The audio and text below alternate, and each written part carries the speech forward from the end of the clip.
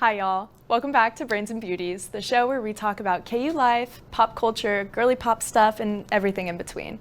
Last show, we left off at the beginning of fall break, and I hope you all had some well-needed rest and relaxation and got to defry your brains from assignments. Personally, my break wasn't too bad and was quite enjoyable, apart from the fact that I was back in my hometown. Poop.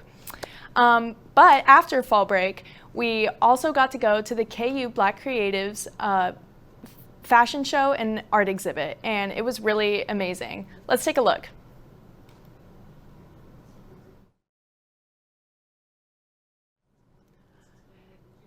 The art within the show and the fashion within the show was really amazing.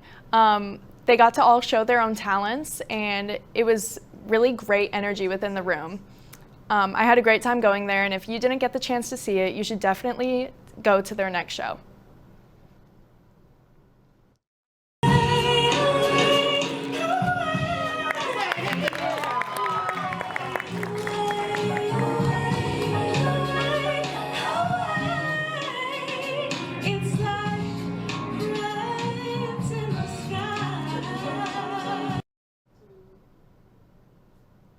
We're back now and better than ever, and we have some really great new stuff to show you for this week.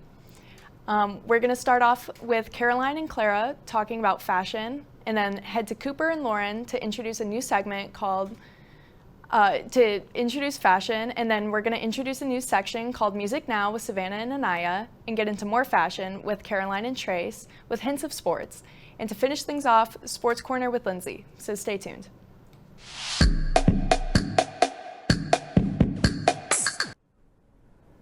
Hi everyone, welcome back to Catching Up with Clara. That's me, I'm Clara. In my fabulous corner of the show, I hope to inspire, uplift, and hopefully entertain you by sharing parts of my life, thought processes, and obsessions as a college student just like yourself. We are multifaceted, complex human beings, so don't expect the same thing every time you see my face. So as we all know, last week was fall break. It was magical and amazing and far too short, KU. Come on now. But I did get to go back home to Washington and spend my weekend pumpkin patching, having corn on the cob eating contests with Grandma, book shopping, and exploring Seattle. My time with my parents, brothers, and beautiful grandmother has made fall my favorite time of year. What's your favorite season? And was it swayed by this last vacay too? I hope your break was just as amazing as mine. Now, Caroline, how was your break? Well, it seems like you had an amazing fall break. For my fall break, I went home to Illinois and mainly just decompressed and spent time with family. We visited my family's farm and I rode with my grandpa on his combine, which is one of my favorite fall activities from when I was younger. My mom and grandma had me try on some of their old dresses, and this blue one fit absolutely perfectly. My parents and I watched a lot of sports, which was probably one of my favorite parts of the weekend. Go Bears! I also spent lots of time with my dog, Lego. My mom was kind enough to make me some chili that I could take back to Lawrence with me. It's already gone.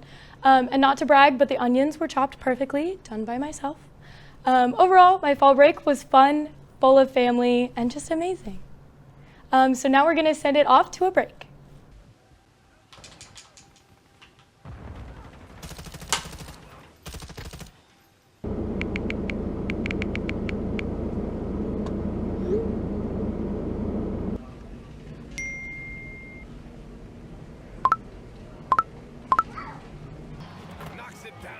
Distance.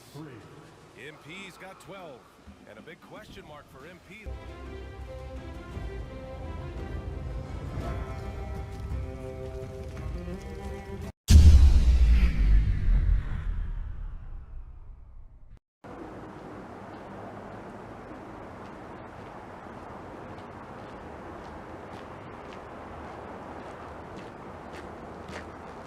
Good morning! Welcome to Slow Drip, everybody!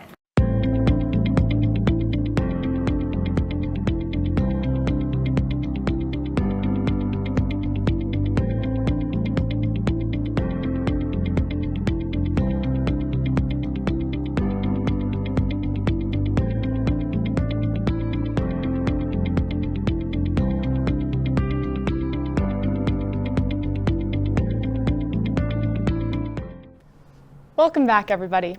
The 2024 presidential election is less than 1 month away, and yet again has a chance to make history. Kamala Harris is the second female candidate to compete for presidency on a major party's ticket following Hillary Clinton's loss in 2016. In 2020, she became the first female vice president working alongside President Joe Biden. If she wins this year, she will become the first female president of the United States. Now, I want to take a brief moment to look back on history and acknowledge the steps our society has taken to make this possible. In the mid-19th century, the women's suffrage movement marked an extremely influential period in our history. For nearly 100 years, hundreds of activists and reformers fought hard to gain women the right to vote, with activist Susan B. Anthony being one of the most notable. Anthony traveled across the U.S. delivering hundreds of speeches, collecting thousands of signatures for petitions, and organizing groups to support the fight for women's voting rights. Finally, on August 18, 1920, the 19th Amendment was ratified, officially granting women the right to vote. Today, women have not only have the right to vote, but also have the ability to serve in office. Currently, 25 women are in the United States Senate, with an additional 126 women in the House of Representatives. In addition to that, this may be the year that a woman takes the presidential title for the first time. Now, that's all from me, and we will go to Cooper next, who will talk about ways to be sustainable this Halloween. Oh, hey, didn't see you there. But let me guess, you went way over your monthly budget, and now you only have $20 left for your Halloween costume. If that's you, close the Shein tab. Class is in session. I'm going to give you the secret to having a cute and unique Halloween costume that's not only in your budget, but sustainably sourced too. The secret is thrifting. You might be thinking, Cooper, aren't thrift stores those places that are filled with dad joke t-shirts and old lady clothes? I don't want to be a grandma for Halloween. If you said that, wake up. You're missing out on so much. I genuinely feel bad for you. Don't believe me? Fine. Here's 3 cute costumes made out of clothes I found thrifting, stuff I already have, and stuff that I've repurposed into other clothes so that I can lower that costume cost. The first costume is going to be a witch. This is a beautiful shawl that I found from a vintage store that I actually dyed black myself for a different costume where I was a vampire. The next part of this costume is actually something I already own, which is a black turtleneck bodysuit. It's one of my favorites for fall. Then we have this cute little black mini skirt that I got off of Depop, and this belt that I actually originally got for my junior year prom. All of the silver jewelry accessories are pieces that I already own. And finally, we have these gorgeous black boots that I also got from my junior prom. Here's the whole witch outfit. I did my best, but obviously you'd still need a hat though. Next up, this one's gonna be a pirate, and this is a dress that actually used to be white that I also dyed black for my old vampire costume. Layered underneath, I have this white skirt that I got from a thrift store that's actually super high quality, and I have it pinned up with a safety pin for more of that edgy pirate look. For the finishing touches, I have these striped tights that I got from my junior year high school theater program, and my Doc Marten boots that I already own, and this cute little belt that I got from a vintage store that's one of my favorite things I've ever found. Here's the finishing pirate look. You'd also probably still need a hat for that. Lastly is a fairy, like Spencer mentioned last week. I have this leotard from my costume last year and this cute little red necklace that I got from Etsy. And I have this black miniskirt and the same belt that I used in that last couple costumes. Lastly, guys, these are these white boots that I found at a thrift store, and they're probably the best, most coolest thing I've ever found. They are so perfect for a Winx costume. This is the final fairy look. You'd probably still want to DIY some super cute fairy wings. Weren't those costumes super cute even though they weren't super expensive? Even when you're not shopping for Halloween costumes, it's important to remember that a lot of stuff we already have, and you can find a lot of things at thrift stores or even in online thrift marketplaces where you can find probably anything you want. Some of the stuff that you find in thrift stores and in online used markets can sometimes be a lot higher quality than the stuff that we have access to now. It's lasted this long. I mean, why not add it to the stuff you already have for $2 instead of something that's gonna break in 2 weeks for $50? All in all, thrifting is better for the environment, for your wallet, and even for your closet too, because I know some of you need a style update. Those going out tops are just for going out, not for all the time. It stops us from making those impulse purchases that we don't really need, but most definitely have an effect on the environment. Because everybody's doing it, it's not just us. But we can try and mitigate that harm by making sure that we're taking responsible actions when we're going shopping, like thrifting. And it's more fun anyway. It's like a treasure hunt. Alright, I know you guys are gonna come up with some even cooler ideas than what I had, and I hope you guys have a happy Halloween. Thank you so much, Cooper, for those outfits. I love thrift shopping, and I'm also going to be a witch this year. Hey guys, my name is Lauren Bray, and I am here to give you 5 outfit options that I would wear for business casual. So I have an internship right now and have had to really figure out how to dress for it, and especially business casual, but of course I have to make it cute. But don't worry, because I believe these 5 outfits that I put together are really stylish. Okay, for outfit 1, I built it with jeans from H&M, a shirt from H&M, the cardigan is from Target, and the belt, it's from my mom's closet, so it's pretty old, but you can get any from Target or Old Navy, something like that. I just love the effect that belts bring to outfits and also tucking in the shirt. The shoes I paired with this outfit are some black loafers from Rack Room Shoes. Next up, this outfit is so simple but still super cute. The shirt is once again from H&M, and it's just a little flowy shirt. I seriously love that store for business casual fits. The pants are the same jeans from the last outfit, and the shoes I got are the cutest burgundy heels from Amazon.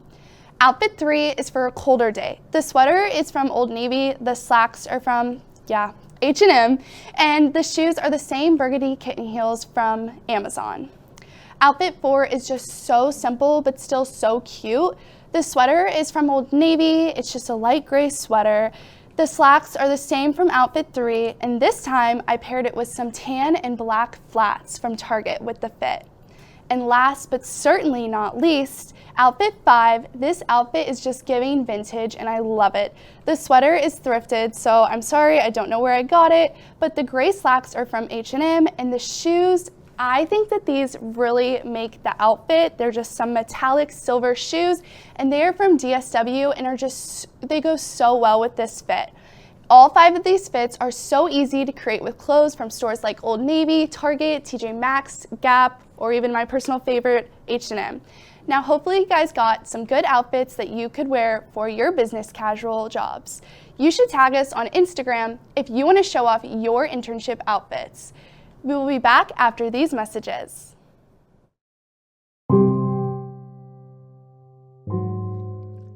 Here we see an ordinary man on an ordinary day, when suddenly trash appears. What would you do if you were in his shoes? Would you be a bad citizen and simply ignore the trash? Or would you be a good citizen and pick the trash up? Here we see a trash can, a good citizen's greatest weapon. A good citizen will see litter, pick it up, and throw it away. Become a good citizen today.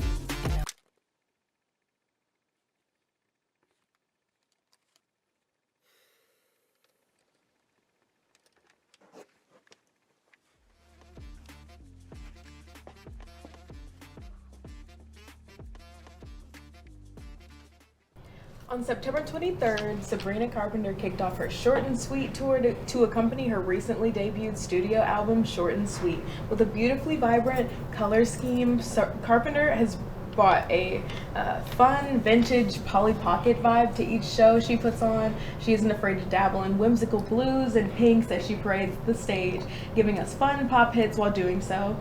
Here, the Billboard charting artist is seen revealing a sparkly yellow one piece with stockings to match. I personally think yellow is her color.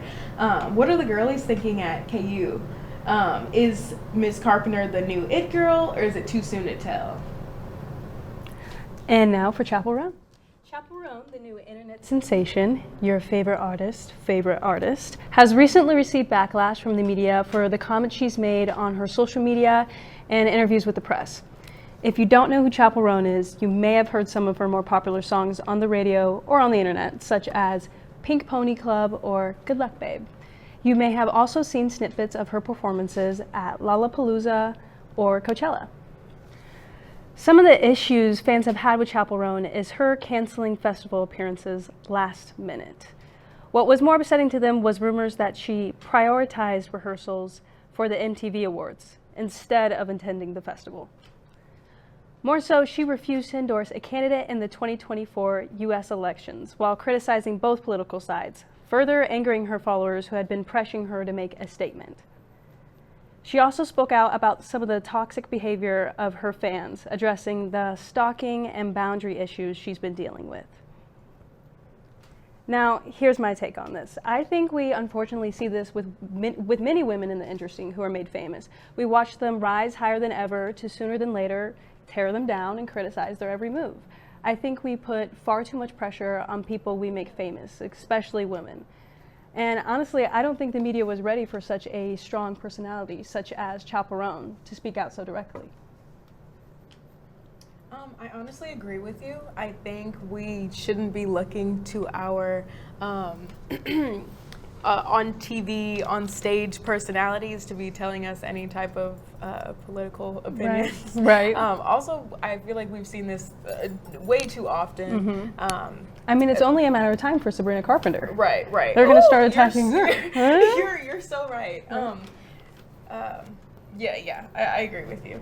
All right, thank you for tuning in. Now we'll be going to Caroline and Trace for Fashion 411 and Flop of the Week. This week, I wanted to highlight one of my favorite designers recently, Kristen Juszczyk.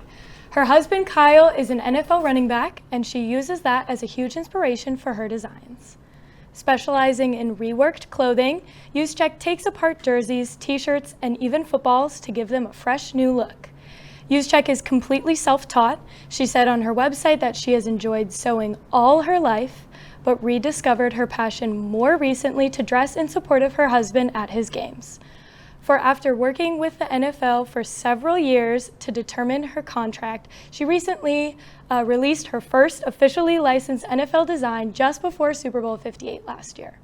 She attracted a lot of attention last season, specifically with her Chiefs-inspired coat made for both Brittany Mahomes and Taylor Swift.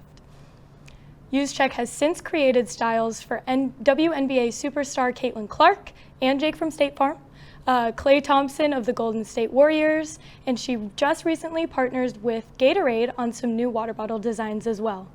Juszczyk currently does custom designs, which I personally dream to get one day, as well as releasing drops of her designs for purchase periodically on her social media. So Trace, what do you think?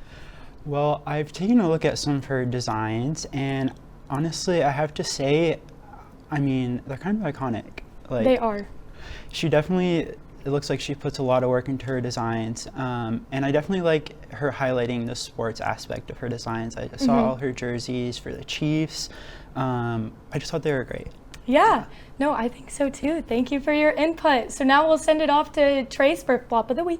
All right. So hey everyone, welcome to the segment I like to call Flop of the Week. In this segment, we'll be taking a look into pop culture and discussing a celebrity who's not doing so hot in the media right now. Today's celebrity is Beyonce.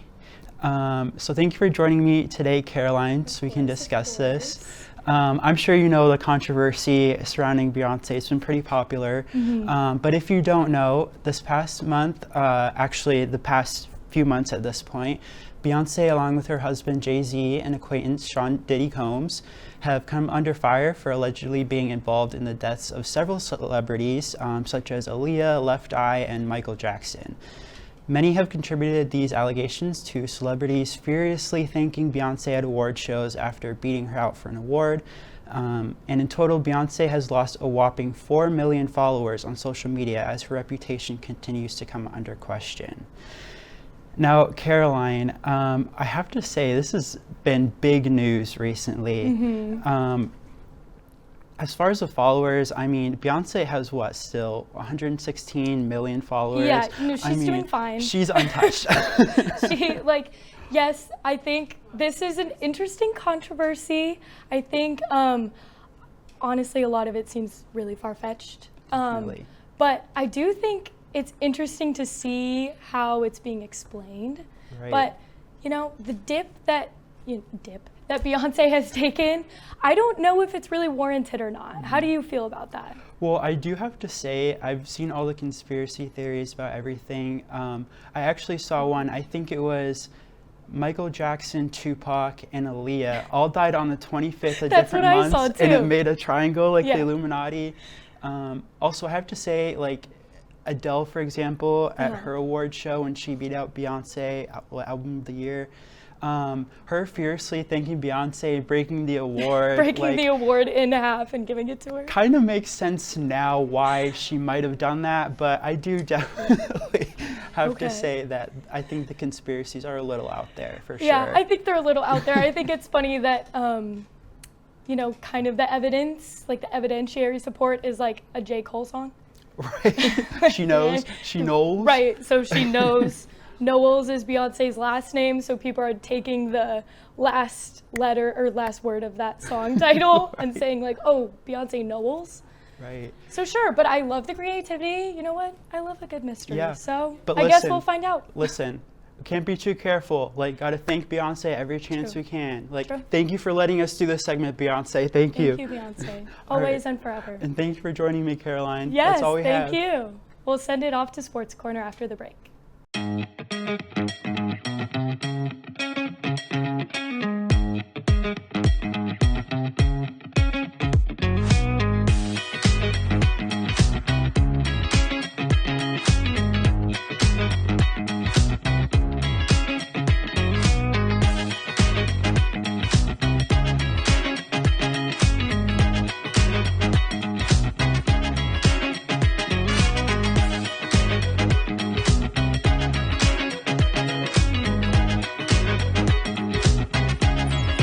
National champions deserve a clean campus. Don't wait for other Jayhawks to pick up your mess. Keep the University of Kansas clean. Welcome back to Sports Corner. The women's sports at KU have been dominating recently, so let's take a look at just some of their recent accomplishments. It comes to no surprise that the Kansas volleyball team is currently ranked 9th in the nation. They have a record of 17-1 overall and 7-0 in conference play. Senior setter Cameron Turner has been a key player for the Jayhawks and has a record-breaking season. She currently has a career high of 21 digs and 59 assists so far this season. The team is coming off a 3-0 sweep in Florida against the UCF Knights and will come back home to play against another Big 12 match against the Houston Cougars on Friday. Another standout team for the women's sports is the Kansas rowing team. At one of the biggest competitions the team has all year, the head of the Charles, the Jayhawks took the win in the women's club fours. Up against 50 others, the boat took a confident lead, beating the runner-up Columbia by over 3 seconds. The Jayhawks' other boat took 9th just 24 hours later in the Women's Four Championship. Kansas will wrap up their fall season in the Jayhawk Jamboree on November 1st. Two other women's sports teams that have seen a lot of success this year is both the soccer team and the golf team. The golf team has won their last 3 tournaments in a row, making school history. In their most recent win at the White Sands Bahamas Fall Invitational, 3 of the Jayhawks finished in the top 10. The soccer team has also stayed in the win column, winning their past 3 games. They won 2 big conference road games in Arizona this past week. The Jayhawks will travel to Manhattan next to take on the K-State in the Dillon Sunflower Showdown on Friday. Those are all the updates I have for the Jayhawks right now, but be sure to tune in to the start of the women's basketball season next Friday in their exhibition game against Washburn. The game will be broadcasted on ESPN Plus with tip-off at 6:30. Spencer, will you be tuning in? I will be tuning in. I love to see successful women, and I just hope they all win. Go girls! And that looks like we're at the end of our show. I hope you guys all enjoyed it today. I know I did. Come back next week for more pop culture, fashion, and sports content, and we'll go over some Halloween themes for next week. I hope you all have a great week, and I hope to see you tuned in next time.